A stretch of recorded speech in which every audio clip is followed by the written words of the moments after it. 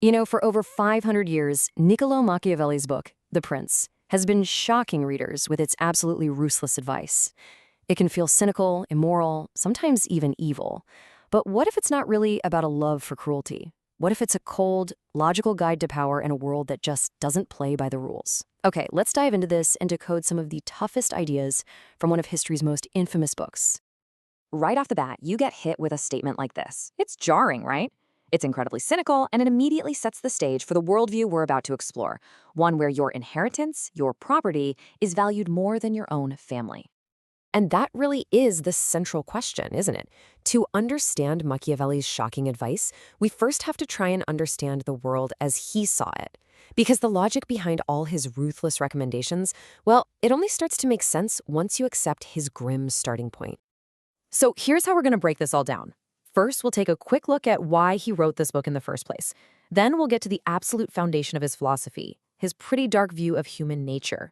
Once we get that, his famous advice on being feared, not loved, and why he thought generosity was a trap will make a whole lot more sense. We'll finish up by exploring how a leader can wrestle with the one thing they can't control, fortune. So why did he even write this thing? Well, back in 1513, Machiavelli was basically an out-of-work diplomat. The Prince was partly a job application to the new rulers of Florence, the Medici family, to kind of show off his political genius. But it was also a desperate plea for a strong leader to finally step up and unite a fractured, war-torn Italy. But here's the key thing to get about Machiavelli. His entire philosophy isn't just a random collection of nasty tricks. No, it's a complete logical system. And the whole thing is built on one single pessimistic foundation: his deeply cynical view of human nature. And this brings us to the foundation of his entire philosophy.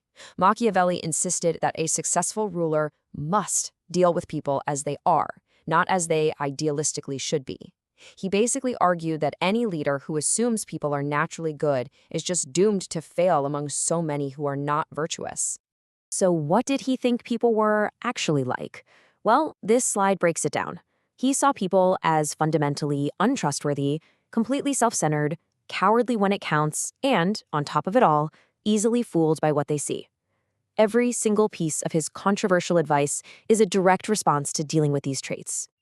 And he did not mince words. He called people wretched creatures who are just fundamentally unreliable and won't keep their promises. So his logic follows: if your own subjects and your rivals won't keep their word to you, why on earth should you be bound by your word to them?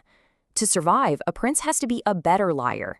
This cynical view of humanity leads directly to his most famous question: is it better for a ruler to be feared or to be loved? For Machiavelli, this wasn't about feelings at all. It was just a cold, hard calculation of risk. And this chart just lays out his logic perfectly. Love, he argued, is a totally unreliable bond. Self-interested people will break it the second it benefits them. Fear, on the other hand, is constant. It's maintained by the dread of punishment, a motivator that, in his view, never, ever fails. It's just a much safer bet. But, and this is a part that so many people miss, he makes an absolutely crucial distinction. Fear is a tool for control, for stability. Hatred is completely different. Hatred inspires rebellion. It inspires conspiracies. So the goal is to inspire fear, but you must avoid being hated at all costs.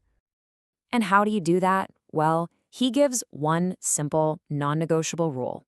Do not touch the property or the women of your subjects. And this brings us right back to that shocking quote about patrimony. By respecting people's stuff, you avoid provoking the single greatest source of resentment he could think of. Okay, next up is another classic Machiavellian move: taking a traditional virtue, something we all think is good, and turning it completely on its head. We tend to think of generosity as a great quality in a leader, but Machiavelli saw it as a dangerous political trap. He lays out this inevitable chain reaction. To even get a reputation for being generous, you can't be quiet about it. You have to be showy, lavish, but that costs a fortune. So when the money inevitably runs out, what do? You're forced to raise taxes. And suddenly, that generous prince is now a hated ruler who's taking money from his people. It just backfires completely. See, avoiding traps like generosity requires a specific set of skills. Machiavelli argues that to navigate a world this full of dangers, a prince has to learn to act like two different animals, the lion and the fox. You need the lion's raw strength to scare off your enemies, the wolves. But you also need the fox's cunning to recognize the subtle traps, like the generosity trap, that a lion might just blindly walk right into. Let's actually see how these principles work in the real world with Machiavelli's absolute favorite example, the ruthless mercenary soldier Cesare Borgia. So Borgia had this region that was in total chaos. It needed a firm hand, but he didn't want the people to hate him. So his solution was, well, pretty brilliant. He sent his cruel lieutenant, a guy named Ramiro de Orco, to do all the brutal work of restoring order. Once the job was done and things were calm, Borgia had de Orco publicly executed. And the result? The people were pacified, but all their hatred was focused on the dead subordinate. Borgia got stability without getting any of the blame. Now for our final big idea. What does a leader do about all the things they just can't control? The sudden disasters, the lucky breaks, the sheer randomness of life. Machiavelli had a name for this unpredictable force: fortune. But Machiavelli didn't believe in just sitting back and accepting your fate. He saw art outcomes as a kind of 50-50 split. Fortune, that random, unpredictable force, might control half of what happens, sure, but he argued that the other half is entirely up to us, our free will, our preparation, and our bold actions. So what's his advice for dealing with this chaos? Be bold. He argued that it's far better to be impetuous and daring, to try and impose your will on events, than to be all cautious and just passively accept whatever comes your way.